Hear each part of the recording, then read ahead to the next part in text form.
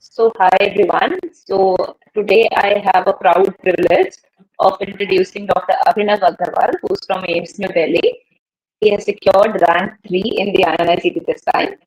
Uh, Congratulations, Abhinav. What a beautiful score and an amazing achievement. So, if Thank you'd you, like to ma'am. tell Thank you. viewers about yourself.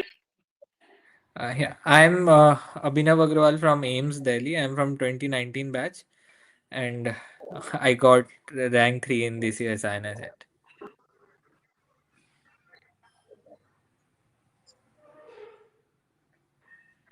And you are from, Abhinav, from where are you basically? I'm from Kishanganj, Bihar. Okay. And how I'm sure your parents will be so proud today with Uh, that rank of yours. hmm. So, so everyone would like to know how have you prepared for this amazing achievement? So I guess the preparation started in second year, but it was not focused for INI set or NEET that time. The focus was to watch the videos, do it with the live classes, make my own notes whenever and wherever possible, and then focus on textbook like Robbins, KDT, Kadzang, Apurva Shastri, and that's it. Means I guess second year it was all about building your basics because that was what was gonna come up in clinicals next year. So the main focus one was uh, m- watching the videos, learning the material, understanding it, and then reading the textbooks. And in final year, the approach was more of notes and video focus rather than textbooks. And in internship, it was to revise the subjects and notes that I have made, and to give GTs and improve upon GT score before the day of the exam. And PYQs and PYTs are a must in that process. So, how many GTs do you think should a student give to have, good hold of the subjects? Uh, like I think that is a very personal question for every student, because I know people who have not given much GTs but have done good in exam. But anywhere I would say ki, if for the first dedicated 4 to 5 months of your prep, if even if you are giving 1 GT a month, that is okay. That is mainly for revision and knowing your weaker areas. And after that, when you start to revise the subjects, maybe a GT in 2 weeks, then a GT in 1 week, and towards the end, I used to give a GT every third day so that the exam day itself feels like a GT. Like uh, I also gave a GT on the exam was on 9th, so I think the last GT I gave was on 4th or 5th, so that the flow is maintained and you give the real exam just like a GT. Wow, that's amazing. That's a very good piece of advice, basically. The exam should not be taken as a real exam. It should be taken as a GT only. I think that is when you get a right. Yes, that's absolutely correct. A wonderful piece of advice. And of course, I think assessing GTs, assessing your weaker areas is also very, very important. Mhm. Right, perfect.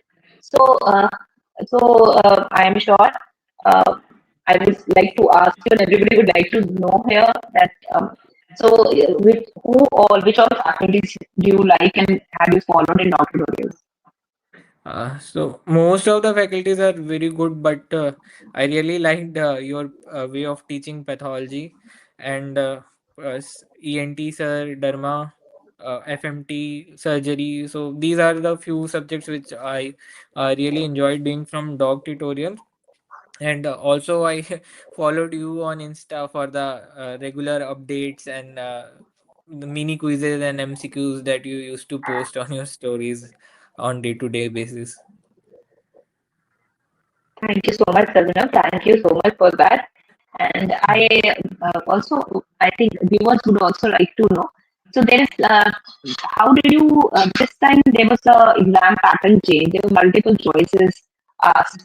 So if they have to Hmm. prepare for the current mode of examination, what is the piece of advice you would like to give them that how they should prepare with this modality of examination? I guess preparing for a specific pattern is not that great because they can change it anytime. The main focus should be at clearing your basics and understanding the concepts well, and not to focus too much on the width of the material because I think that is pretty vast. You should be confident with what you know so that you can rule out options more confidently than uh, knowing the right answer. Like it's not possible to know the right answer every time, but you can definitely rule out the wrong ones. And That's a you very should good point.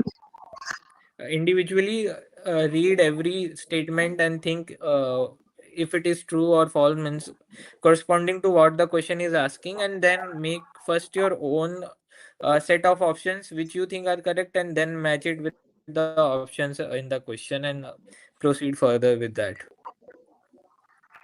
Excellent. And I think you attended the RD experience also, as you told me.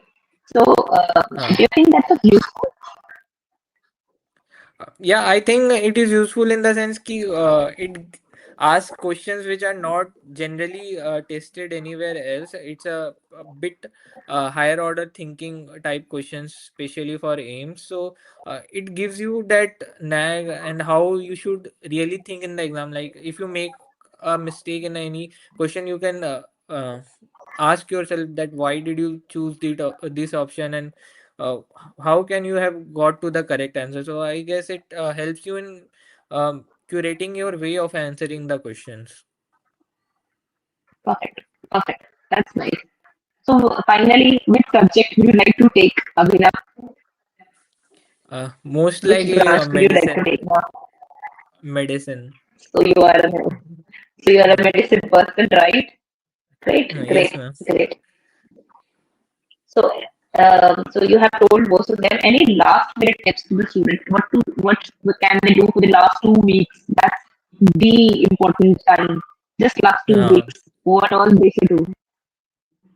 in last 2 weeks, I guess uh, we should not have any sort of FOMO. What we have read, we have read. There is no need of reading anything new as such. And for last 2 weeks, I think you should have a quick revision material like CPR from doc tutorials, and a 20th notebook or a additional notebook with all the PYQs that you have done wrong repeatedly, which are mostly fact based, or like sometimes in path about stains and sequences and all, which you may Hmm. end up doing wrong during the exam. So you need to write it down and mug it up. And I guess give GTs regularly also in the last few weeks. Don't give up on GTs because that habit is very necessary. And keep your mind calm. Don't fall for FOMO. Do not use social media that much. And just believe in yourself and revise what you have done. Right. So social media, you said that is one of the questions that I keep getting again and again. So what do you think is the role of social media in preparation? Should it should they download? They say, "Ma'am, we should not. We should.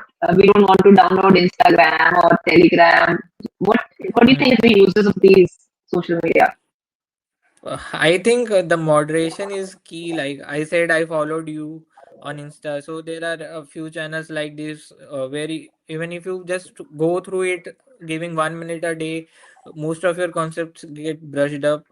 But the thing is, you should not get lost with social media, endless scrolling and all, and not. I think you should not chat too much with other aspirants in the last few weeks because सभी डरे हुए होते हैं, सब डरा रहे होते हैं कुछ ना कुछ. Just believe in yourself, focus on your strategies, and use social Hmm. media in a healthy way and sometimes for recreation when you get too much tired from studying, because I think just not using social media in today's world is also not a solution. Hmm.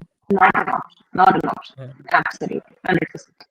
So you can get quizzes, you can, follow the channels which you like. And 1 hour a You day, can yeah, I think that can. hmm. Yeah, and you can get all the recent updates like Nobel Prize winners and all everything in one place. Hmm. Yeah, yeah. Thank you Hmm. so much for that. And, uh, Hmm. and thank you, Abhinav. That was lovely talking to you. And may you have a great future and keep shining. and have a great residency ahead. Thank you, ma'am. Thank you so much. Bye bye. Bye.